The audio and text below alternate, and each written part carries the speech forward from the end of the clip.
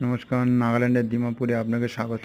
আমি আছি এখন গ্রিন পার্কে বেড়াতে এসে দেখলাম এক সুন্দর ধরনের ফুল, বাংলার জারুল ফুল বলে। এর বৈজ্ঞানিক নাম লেজাস্ট্রোমিয়া। দক্ষিণ এশিয়ার উদ্ভিদ। এর ফুলের রং বেগুনি বা একটু গোলাপি বেগুনি বলতে পারেন। যেমন আকর্ষণীয় তেমনই সুন্দর পাপড়ির কোমলতা।